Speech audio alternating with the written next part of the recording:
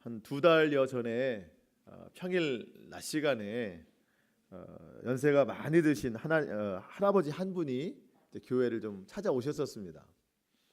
그러니까 대화 중에 좀 알게 됐는데 그 할아버지의 연세가 88세라고 하셨어요. 연세가 좀 많이 드셨습니다. 걸음걸이도 조금 불편하셨어요.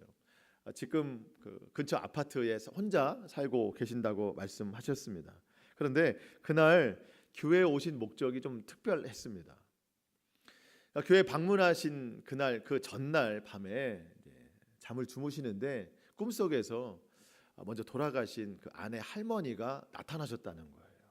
그러면서 그 할머니가 하시는 말씀이 여보, 나는 이렇게 천국에 있는데 당신은 지금 교회에 나가지 않고 있으니 우리가 어떻게 천국에서 다시 만날 수 있나요?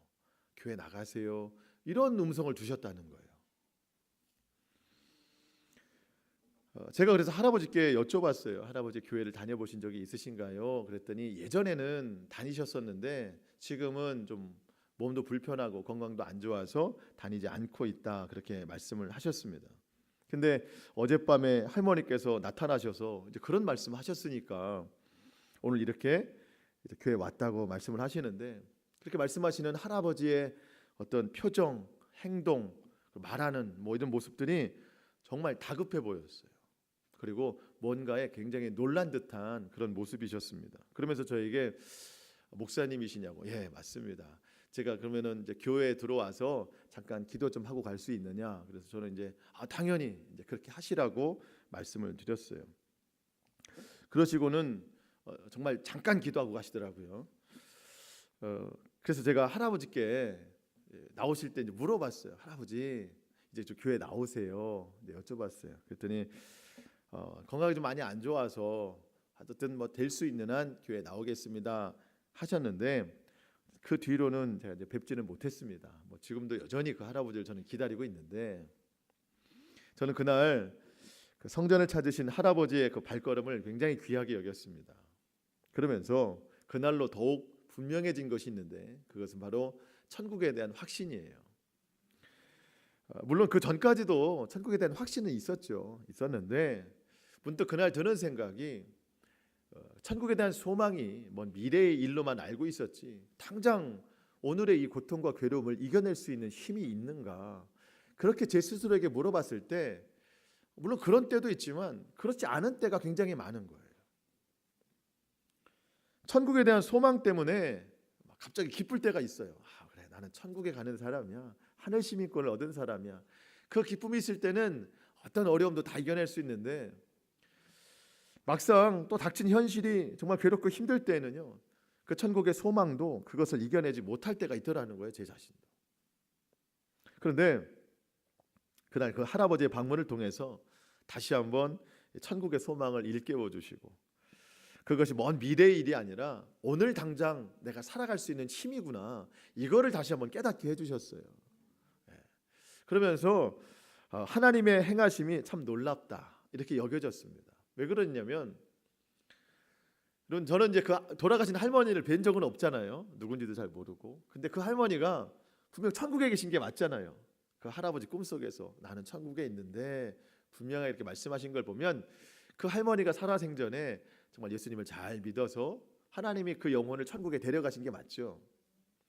그러면서 여전히 삶의 자리에 남아있는 그 할아버지의 영혼을 긍휼히 여겨주셔서 할머니가 밤속에 꿈속에 찾아오신 거죠. 아니, 하나님이 꿈속에 보내주신 거죠. 그 할아버지 구원하시려고. 근데 또 저를 확신시키려고 하나님이 그 할아버지를 보내주셨다는 생각이 드는 거예요. 이 천국에 대한 확신, 그것을 기쁨을 가지고 살아야 된다, 이것을 저한테 말씀하시려고 할아버지를 저한테 보내주신 것 같은 느낌이 드는 거예요. 그러면서 제가 오늘 이 말씀을 여러분에게 왜 드리겠어요? 여러분들도 천국에 대한 확신을 갖고 그것이 먼 미래의 일이 아니라 오늘 당장 살아갈 힘이다, 이것을 오늘 또 말씀을 통해서 여러분에게 주신다, 이렇게 생각이 드는 거예요. 그래서 하나님은 참 오묘하시다, 그 행하심이 참 놀랍다, 이것이 느껴졌습니다. 여러분, 천국과 지옥은 분명히 있습니다. 분명히 있어요. 천국도 죄인이 가고 지옥도 죄인이 가는 곳입니다. 그런데 천국은 회개한 죄인이 그리스도의 보혈로 다 덮여서 그 보혈로 의롭다 하심을 얻어서 가는 곳이 천국이에요. 그래서 지옥은 역시 죄인이 가는데 어떤 죄인이냐? 스스로 의롭다고 우기다가 가는 곳이 지옥이에요. 보혈을 의지하지 않고 스스로 의롭다고 그렇게 주장하다가 그렇게 가는 곳이 지옥입니다. 여러분, 우리가 천국과 지옥에 대한 분명한 구별이 있어야 되는데, 여러분, 그러면서도 천국에 대한 소망이 우리가 무뎌지면 안 되겠어요. 삶이 힘겨우니까 자꾸 천국에 대한 소망이 가려지거든요. 여러분, 천국에 대한 소망은 우리 현실의 삶을 능히 이기고도 남을 수 있는 하나님의 놀라운 능력입니다. 예수님이 비유로 말씀하시기를 마태복음 13장 43절에 천국은 마치 밭에 감추인 보화와 같으니, 밭에서 일하다가 그 보화를 발견한 사람이 이 보화를 가져갈 수 없으니까 밭 전체를 사버려야 된다 해서 이 밭을 살려고 집에 가서 모든 소유를 다 팔아서 그 밭을 사는 사람과 같다.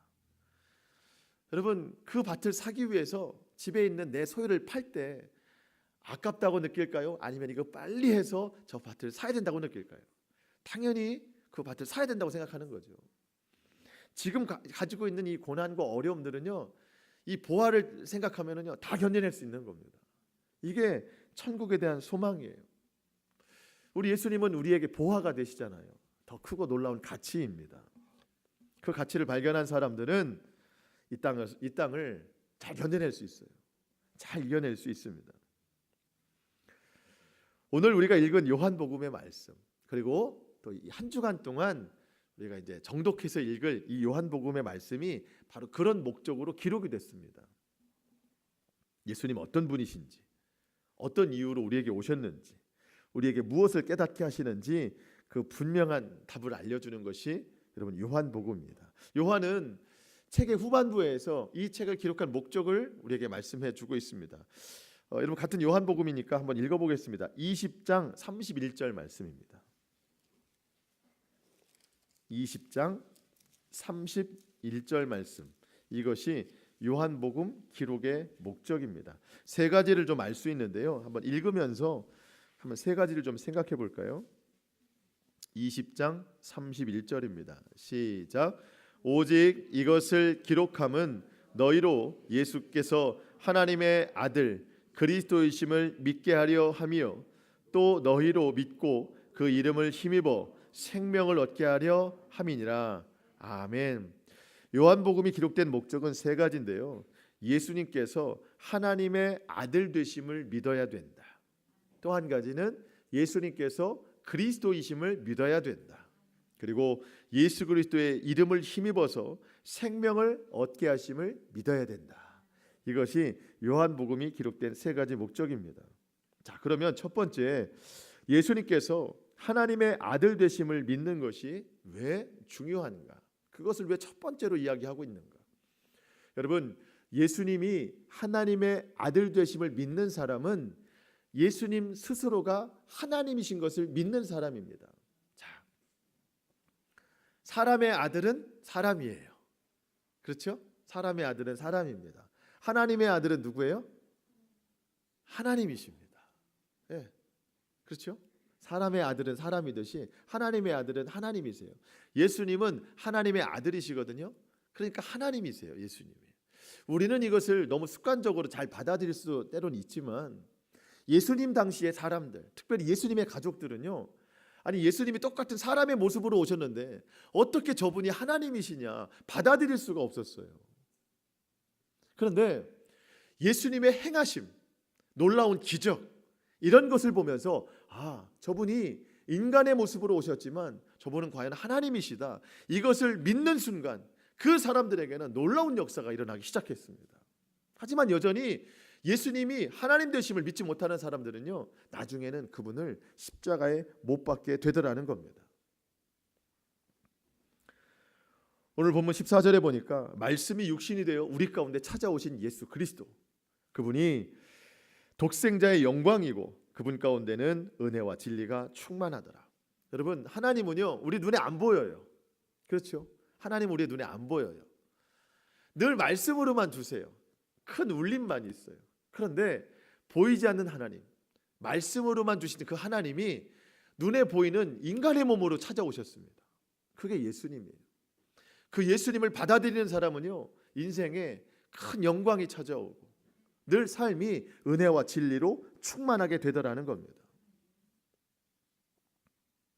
세상만 쫓아가던 인생인데 이제는 하나님이신 예수님, 그분을 찾게 되고 그분만 따르게 되고 주님의 이름만 부르게 되더라는 겁니다.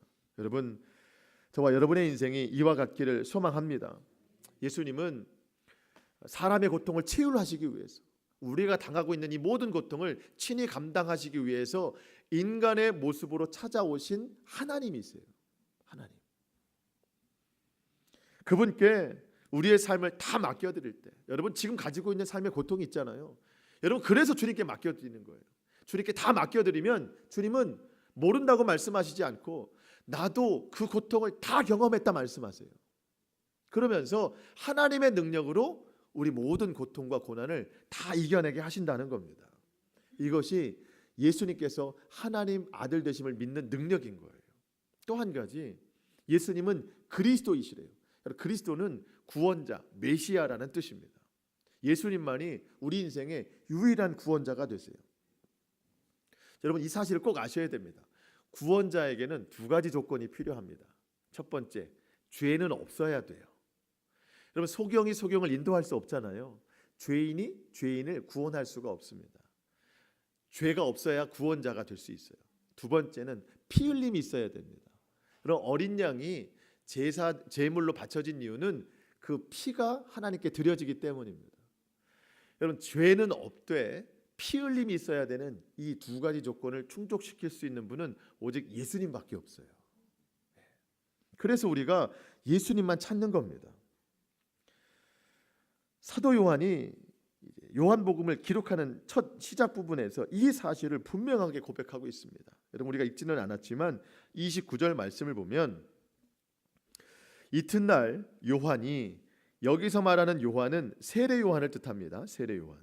예수께서 자기에게 나오심을 보고 이르되 보라 세상 죄를 지고 가는 하나님의 어린 양이로다. 예수님을 어린 양이라고 말씀하십니다. 세상 죄를 지고 가는, 예수님 자체는 죄가 없는데 세상의 모든 죄를 지고 가는 어린 양 예수 그리스도, 그분만이 온 세상, 온 인류를 구원하실 주님이시라는 거예요. 세례 요한이 그 예수님을 증거하러 왔다. 무엇을 증거합니까? 그리스도 되심, 어린 양 되심, 구원자 되심. 여러분 우리가 예수님 그저 예수님의 이름만 부르는 이유가 여기에 있어요. 여러분 우리에게 구원을 줄 만한 다른 이름이 있으면 우리가 그 이름도 부를 겁니다. 만약 선한 일, 선행이 구원을 준다면 우리는 착한 일에 대한 여러 가지 이름들을 막 부르고 살 거예요. 여러분 그런데 선한 일을 한다고 해서 구원을 받을 수는 없습니다. 혹시 세상 명예, 지식, 권력, 재물 혹은 어떤 사람이 구원을 준다고 하면 그런 방법들에 대한 이름을 우리는 한없이 부를 겁니다. 여러분 그런데 우리에게 예수 이름 말고 다른 구원의 이름을 주신 일이 없습니다. 사도행전 4장 12절 다른 이로서는 구원을 받을 수 없나니 천하 사람 중에 구원을 받을 만한 다른 이름을 우리에게 주신 일이 없습니다. 여러분 그래서 우리는 예수님 매일매일 예수님의 이름만 부르는 거예요. 예수님만이 우리의 구원이시기 때문에. 여러분 지금도 예수님 이름 많이 부르시고 사시고 계시겠지만 이제부터 더 많이 부르세요. 예수님밖에 없어요. 예수님만이 구원이고 예수님만이 지금 우리의 삶을 이끌어 가실 능력인 겁니다. 요한복음이 기록된 세 번째 목적이 생명을 얻게 하려 하십니다. 생명을 얻게 하려 하십니다. 요한복음 3장 16절 말씀. 하나님이 세상을 이처럼 사랑하사 독생자를 두셨으니 이는 그를 믿는 자마다 멸망치 않고 영생을 얻게 하려 하심이라. 아멘. 하나님께서 독생자를 아낌없이 우리에게 주신 이유는 그를 믿는 자마다 멸망치 않고 영생을 얻게 하려 함이라. 여러분, 영생을 조금 늘려서 표현하면 뭐예요? 영원한 생명입니다. 영원한 생명. 그러면 우리 주님이 우리에게 영생을 주셨는데 이 영생은 앞으로 다시 오실 주님과 들어갈 천국의 그 삶인가? 그러면 우리는 이 땅에서 죽은 자처럼 살아야 가는가? 죽은 자처럼 살아야 되는가? 그게 아니에요. 여러분, 영원한 생명, 영원한 생명은 어느 일정한 시작부터 끝까지 가는 게 아니고요, 시작도 없어요. 지금 우리는 영원한 생명 중에 살아가고 있는 사람들입니다. 여러분, 모든 인생이 육신의 호흡을 하면서 살아간다고 하는데요, 여러분, 육신의 호흡을 한다고 해서 똑같은 생명이 아니에요. 우리가 이것을 좀 잘 깨달아야 됩니다. 하나님 나라의 소망을 가지고 살아가는 사람은 이 세상에서도 하나님 나라를 살아가는 사람이에요. 하나님 나라를 향해 걸어가고 있는 지금의 이 삶도 여러분, 우리는 하나님 나라예요. 그때 참 생명, 그때 참 호흡을 하면서 살아가는 게 아니고요, 지금부터 한 걸음 한 걸음 참 생명의 삶을 살아가고 있는 겁니다. 우리 주님이 말씀하셨어요. 내가 곧 길이요 진리요 생명이니 나로 말미암지 않고는 아버지께로 올 자가 없느니라. 하나님께 가서 그때부터 참 생명이 아니고 지금 그 길을 걸어가고 있는 이 시점도 우리는 참 생명입니다.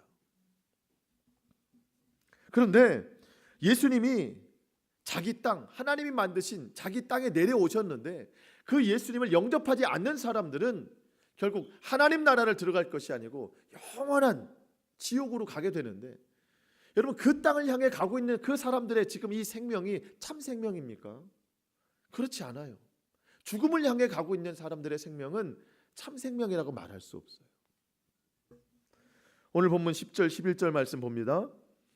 그가 세상에 계셨으며 세상은 그로 말미암아 지은 바 되었으되 세상은 그를 알지 못하였고 자기 땅에 오매, 예수님이 만드신 땅이죠, 자기 백성이 영접하지 아니하였으나. 영접하지 않았습니다. 여러분, 마치 이런 거예요. 구약의 요나 선지자 아시죠? 하나님께서 요나 선지자에게 니느웨라고 하는 저 악독한 성, 그 성에 가서 하나님의 말씀을 전파해라, 이렇게 말씀하셨습니다. 그래서 욥바라는 항구에 내려갔는데 하나님이 명령하신 니느웨로 가는 배도 있고 자기가 가고 싶은 다시스라는 배도 있었습니다. 이 둘 중에 하나님 명하신 니느웨라는 배를 탔어야 되는데 요나가 다시스라는 배를 탄 거예요. 그 불순종의 배를 타고 난 다음에 정말 죽을 지경에 엄청난 고통과 고난이 있었습니다. 여러분, 사람들이 구원의 예수님을 믿지 않고 하나님께서 명하신 천국의 길이 아닌 지옥의 길을 선택하고자 하는 거예요. 불순종의 길을 선택하고자 하는 겁니다. 여러분, 우리 앞에 놓여진 배는 둘 중 하나입니다. 순종이냐 불순종이냐, 구원이냐 심판이냐, 천국이냐 지옥이냐. 정말 다행인 것은 하나님께서 요나 선지자를 긍휼히 여겨 주셔서 그가 물속에 빠졌을 때 큰 물고기를 예비하셔서 삼키게 하셨어요. 자, 여러분, 이 물고기 뱃속에 있는 3일 동안은요, 요나에게서는 지옥과 같은 시간이에요. 수월의 시간이라고 말하고 있어요. 수월의 시간. 그 지옥 속에서 지옥을 경험하고 나니까 도저히 안 되겠는 거예요. 그래서 그 속에서 하나님 앞에 참회의 기도를 올려드립니다. 회개의 기도를 올려드려요. 그래서 하나님께서 다시 한번 그에게 기회를 주시죠. 여러분, 살아가는 세상이 고통이잖아요. 여러분, 이 고통은요, 이 세상은 물고기 뱃속과 같은 거예요. 여러분, 여기선 즐거움이 없습니다. 물고기 뱃속과 같은 세상이에요. 거기서 우리는 회개를 해야 되는 거예요. 하나님께로 향할 수 있는 회개의 선택을 해야 된다는 겁니다. 이 세상에서 소망 없는 고통의 삶을 살다 보니까 이것이 전부가 아니구나. 하나님께서 내가 돌아오기를 바라고 계시는구나. 새로운 소망을 꿈꾸게 한다는 겁니다. 여러분, 소망 없는 세상은 참 생명이 없는 세상이에요. 살고 있지만 살았다고 말할 수 없는 거예요. 제가 이것을 정말 분명하게 경험한 때가 있었는데, 제가 예전에 그 군대를 다녀올 때 일이었어요. 군 입대를 할 때 처음으로 9박 10일짜리 일병 정기 휴가를 나왔는데, 여러분 그 휴가를 나오기까지 얼마나 기다렸는지 몰라요. 저는 그렇게 치밀하게 계획을 세우는 사람이 아니거든요. 근데 9박 10일짜리 휴가가 예정되어 있을 때 정말 치밀하게 계획을 세웠어요. 10일 동안 어떤 일들을 할까, 누구를 만나고 어디를 갈까, 정말 시간 단위로 짰어요. 그렇게 기다려지는 거예요. 한 달, 두 달 전부터 휴가만 기다렸습니다. 휴가 며칠 전부터 다리미질을 시작했어요. 아무리 다려봐야 군복인데 그때는 왜 그렇게 다렸는지 모르겠어요. 칼같이 다린다 그런 말 아시죠? 정말 빌 정도로, 손에 빌 정도로 막 며칠 동안 다렸어요. 군인들에게는요, 전투화를 두 개를 줘요. 하나는 훈련할 때 신는 신발이고 하나는 휴가 나갈 때 신는 신발이에요. 그래도 전투화인데. 그래서 휴가 나가는 신발은 늘 깨끗해요. 훈련할 때는 절대 안 신습니다. 그것도 멋이라고. 어차피 깨끗한 그 신발을 며칠 전부터 또 닦는 거예요. 물광 낸다고 하죠. 예. 파리도 못 앉도록 미끄러질 정도로 엄청나게 물광을 막 내기 시작합니다. 며칠 동안. 근데 뒤늦게 안 사실은 일병 휴가는 첫 휴가인데, 첫 휴가를 나가는 사람들에게는 바로 윗 고참이 전투복을 다려주고 전투화를 닦아준다는 것을 뒤늦게 알았어요. 그 미리 알았으면 안 했겠죠. 근데 뒤늦게 알았어요. 하지만 서운함이 전혀 없었습니다. 왜냐하면 곧 휴가가 있기 때문에. 그때만 해도 밭에 감추인 보화를 발견한 사람처럼 뭐 아무것도 서운한 일이 없었습니다. 근데 그렇게 휴가를 나와서 휴가 당일, 그다음에 뭐 다음 날, 그 다음 날 정말 계획대로 즐거운 시간들을 막 보냈는데, 휴가 기간 절반쯤 지날 때부터 즐겁지가 않다는 생각을 하게 됐습니다. 계획된 일을 뭐 하고 싶지도 않고, 그때부터는 즐겁다고 느껴지는 것이 없었어요. 왜냐하면 부대를 복귀해야 된다는 그 압박감 때문에 하나도 안 즐거운 거예요. 이제. 제가 살아오면서 정말 죽고 싶다 이런 때 느껴본 적이 없는데, 지금 기억으로요, 그때는 정말 죽고 싶다는 생각을 했었습니다. 그리고 어떻게 하면 죽을 수 있을까를 정말 생각했었어요. 그만큼 고통스러웠어요. 그게. 군대라는 그 테두리 안에 다시 들어가야 된다는 것이. 그리고 아직 일병이면 고참이 훨씬 더 많잖아요. 그 상황에 다시 맞닥뜨려야 된다는 것이 정말 죽고 싶었고, 어떻게 하면 죽을 수 있을까 생각도 했었어요. 그만큼 고통스러운 일이었습니다. 호흡은 있으나 참 생명이 아니구나. 그때 저는 정말 깨달은 거예요. 이게 사는 게 아니구나. 그렇게 휴가 기간의 절반 정도를 우울하게 보내고 복귀를 했습니다. 몇 개월 후에 상병이 돼서 상병 휴가를 받고 나왔는데 똑같았어요. 좀 나아질 것 같았는데 여전히 똑같은 증상이 일어났습니다. 이때는요, 이미 처음부터 이런 증상이 나타난 거예요. 일병 때는 모르다가 이렇게 나타났는데, 상병 때는 이걸 아니까 처음부터 이런 증상이 일어나는데, 그때 누군가 저에게 진리의 말씀을 선포해줘서 마음에 위안이 됐었습니다. 누가 해줬는지 기억은 안 나는데 그때 해줬던 말이 그거예요. 휴가 기간도 군 생활의 일부다. 휴가 기간이 지난 만큼 너의 군 생활도 지나간다. 이 말을 해주더라고요. 지금 이 휴가 기간, 이것이 지나가는 것이 굉장히 아쉽지만 그만큼 내 군 생활의 기간도 지나간다는 거예요. 이만큼 내 군 생활도 지나가는구나. 그랬더니 마음이 굉장히 편해지더라고요. 그때부터 이제 휴가를 휴가답게 즐길 수 있었습니다. 지금은 군대가 많이 좋아졌다고는 하는데, 물론 뭐 저보다도 더 힘겨운 군생활 하시는 어르신들도 많이 계시겠지만, 그냥 제 기억으로 그 일병 정기 휴가를 끝마치고 들어갔을 때 그 군대라는 그 안에서의 그 괴로움 때문에 이 복귀하기 전부터 마음의 우울함이 굉장했던 것처럼. 근데 여러분, 그때 저는 이유라도 알고 있잖아요. 복귀했을 때 이런 일들이 있기 때문에 내가 지금 힘들구나, 이유라도 알고 있는데, 여러분, 예수 그리스도를 영접하지 않는 사람들은요, 나중에 수월, 지옥 이런 것에 대한 인식조차 없음에도 불구하고 여러분, 인생이 우울한 거예요. 알 수도 없는, 정체가 없는 그 어떤 것 때문에 이 기간이 힘든 거예요. 압박감이 있는 거예요. 늘 힘든 거예요. 이유도 알 수 없는 일 때문에 영적인 고통에 시달리고 살아가는 겁니다, 지금. 여러분, 그들에게 참 생명이 있느냐라고 말할 수 있나요? 제가 경험했던 그 며칠 동안도 저는 정말 힘들고 죽고 싶었거든요. 근데 알 수도 없는 그 미래의 일 때문에 지금 이 현재의 삶을 고통스럽게 보내고 있는 그 사람들에게 참 생명이 있다라고 말할 수 있느냐? 여러분, 우리는 그냥 생명을 가진 사람들이 아니고 참 생명을 소유한 사람들이에요. 그 참 생명은 나중에 영원한 나라에 들어가서 얻는 것이 아니고 지금부터 그 길을 걸어가고 있는 거예요. 지금부터. 그러면서 그 길을 걸어가는 우리에게 주어진 사명이 뭐냐? 여전히 참 생명이 없는 사람들에게 예수 그리스도라는 참 생명을 전해주는 그 사명이 우리에게 있는 겁니다. 그게 삶의 목표가 되어야 된다는 거예요.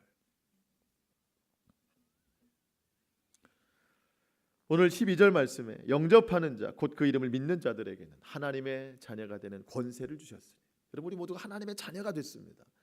참 생명이에요. 참 생명. 여전히 모르고 있는 사람들에게 그 참 생명의 권세를 가지고 영원한 생명으로 그들을 인도해야 된다는 겁니다. 여러분, 예수님 믿지 않는 사람들, 영접하지 않은 사람들은요, 하루하루 어디를 가요? 영원한 지옥으로 가는 거예요. 그 땅을 향해 가는 사람들에게 어떻게 생명이 있다고 말할 수 있나요? 여러분, 우리가 막아서야 됩니다. 예수 그리스도로, 복음으로 그 길을 막아서야 되는 거예요. 우리에게 주어진 이 사명을 여러분 가볍게 여기지 말고 마음 깊이 새겨서 날마다 그 사명에 충실한 저와 여러분의 삶이 될 수 있기를 축복합니다. 여러분, 오늘 우리가 요한복음 1장 1절로 14절 읽었는데 나오는 단어들 중에 정말 그 눈에 띄는 단어들이 있는데 제가 말씀을 좀 드려볼 테니까 이 단어들 어디서 봤지? 한번 생각해 보세요. 오늘 보면 1장 1절 시작해 보니까 태초에라는 단어가 나와요. 태초에. 그러면서 또 3절, 4절, 9절에 보니까 빛이라는 단어가 나오고 5절에 보니까 어둠이라는 단어가 나오고 14절에 보니까 말씀이라는 단어가 나와요. 태초에, 빛, 어둠, 말씀. 어디서 또 봤나요? 창세기 몇 장? 1장. 시작부터 이 말씀이 나와요. 사도 요한은 의도적으로 이렇게 한 것 같아요. 창세기 1장 1절이 태초에 하나님이 천지를 창조하시니라. 온 세상의 처음을 하나님이 말씀하셨습니다. 그러면서 첫날 뭘 만드셨냐면 빛을 만드셨어요. 무엇으로? 말씀으로. 말씀으로 빛이 있으라 하시니 빛이 생겼고, 빛이 생기니 빛과 어둠이 나눠졌습니다. 이것이 세상 첫날이에요. 그런데 오늘 본문에 똑같은 말씀들이 기록이 되어 있는데 태초에 말씀이 계시니라. 이 말씀은 곧 하나님과 함께 계셨으니 그분은 곧 예수 그리스도라는 뜻이에요. 예수님은 2000년 전에 인간의 모습으로 오셔서 그때 태어난 분이 아니고요, 원래 그분은 하나님이라는 분이에요. 근데 그분이 나를 살리기 위해서 2000년 전에 사람의 모습으로 오셨을 뿐입니다. 창세기 1장에서 빛과 어둠으로 나눠졌을 때 그날이 첫째 날인 것처럼 우리에게 빛으로 오신 예수 그리스도, 그분을 내가 인격적으로 받아들이면 오늘이 우리 인생의 재창조의 첫날이라는 거예요. 예수님을 맞아들이면 그 인생의 첫날이라는 거예요. 그분이 빛으로 우리의 삶을 비추시기 때문에. 여러분, 오늘 저와 여러분이 그런 날 되기를 소망합니다. 첫날, 첫째 날이니라.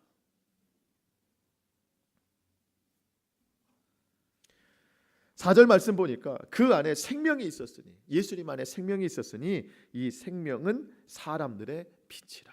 예수님이 우리에게 빛으로 오셨습니다. 공허하고 흑암 중에 소망 없이 어둠 중에 살고 있던 나에게 빛으로 찾아오셨습니다. 그 빛은 모든 어둠을 다 몰아냅니다. 여러분, 빛은 그 자체의 능력이 있습니다. 빛은 어둠을 몰아내려고 일부러 애쓰지 않아요. 여러분, 그렇잖아요. 우리가 뭐 어두운 중에 집에 들어와서 뭐 형광등이나 전기 스위치를 딱 켜면 빛이 들어오잖아요. 그럼 어둠이 자연적으로 물러나지, 이 빛이 막 어둠을 막 몰아내려고 쫓아다니지 않습니다. 빛은 존재예요. 존재 자체만으로 능력이 있습니다. 우리 예수님이 그런 분이세요. 예수님이 내 마음의 주인으로, 중심으로 그냥 계시기만 하면 그 존재만으로도 우리 인생의 어둠이 떠나가게 되어 있는 거예요. 사탄이 더 이상 자리 잡지 못하는 거예요. 5절 말씀, 빛이 어둠에 비치되 어둠이 깨닫지 못하더라. 깨닫지 못한다는 것은요, 어둠이 빛을 이기지 못하더라 뜻입니다. 우리 마음속에 예수님이 빛 가운데 찾아오시면 어둠이 절대 자리 잡지 못해요. 여러분, 어둠 중에 있습니까? 소망이 없으세요? 괴로움 중에 있습니까? 오늘 예수님을 마음 깊이 주인으로 완전히 모셔드려 보세요. 입술로 선포해 보세요. 그러면은요, 그냥 존재 자체만으로 이 모든 공허함이 떠나가요. 어둠이 떠나가요. 내가 예수님을 정말 참 주인으로 모시지 않기 때문에 여전히 어둠이 내 마음에 있는 거지. 여러분, 입술로 한번 선포해 보세요. 주님이 내 삶의 주인이십니다. 마음으로 믿고 입술로 고백하면은요, 어둠이 자리 잡을 수가 없어요. 떠나가는 역사가 일어납니다. 참빛 예수 그리스도께서 오늘 우리 각 사람에 비춰주신다. 9절에서 말씀하시는데, 자, 한번 생각을 해봤어요. 예수님이 그럼 나에게 뭘 비춰주시나? 여러분, 뭘 비춰주실 것 같아요? 뭐 그냥 눈에 보이는 이거를 말씀하는 게 아니에요. 우리 주님이 우리에게 크게 세 가지를 비춰주시는데, 첫 번째는 역시 내 죄를 비춰주시고, 내 죄를. 두 번째는 소망을 비춰주시고, 세 번째는 사명을 비춰주시더라는 거예요. 사명. 여러분, 우리는요, 이 세상 어둠 속에 살아가면서 우리의 죄를 못 봐요. 오히려 죄가 더 많이 우리의 삶에 쌓여가는 인생을 사는 거예요. 어두워서 못 봐요. 근데 빛 되신 예수 그리스도께서 우리의 삶, 우리의 심령을 비춰주시니까 이 죄가 훤히 다 드러나는 거예요. 죄가 보이면 우리는 회개하기 마련입니다. 주님께서 우리 가운데 빛으로 오셔서 우리의 모든 죄를 다 밝히 드러내시는 겁니다. 그래서 오늘 우리가 회개기도 하는 거예요. 보여지는 이 죄, 이 모든 것들로 하나님 앞에 회개할 때 주님은 우리의 모든 삶을 정결하게 씻어주실 줄 믿습니다. 빛으로 오신 예수 그리스도, 내 죄를 비춰주시옵소서. 내 입술로 회개하게 하여 주시옵소서. 여러분, 죄가 드러나잖아요. 너무 감사한 일이에요. 왜 자꾸 죄가 생각날까? 너무 힘겹다. 이게 아닙니다. 야, 주님이 내 삶에 빛으로 오신 거구나. 죄를 짓다가도 찔림이 있고 뜨끔하고 그러면은요, 내가 죄인이지만 주님이 나를 보여주시는구나. 여러분, 감사하시기 바랍니다. 그러면서 그 자리에서 회개하시면 돼요. 또 한 가지, 내 소망을 비춰주시더라는 겁니다. 여러분, 소망 없던 인생입니다.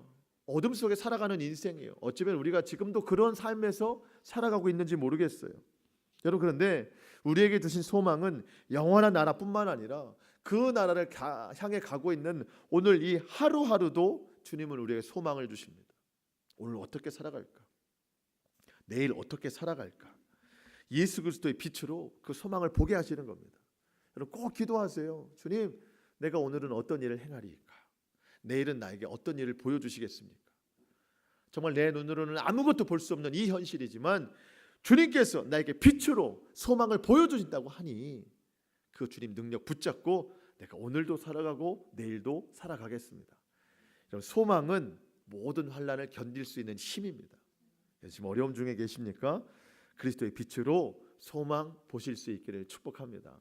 마지막으로 사명을 비춰주신대. 사명은 소망과 달라요. 우리로 하여금 할 수 있는 일을 보여주신다는 거예요. 할 수 있는 일.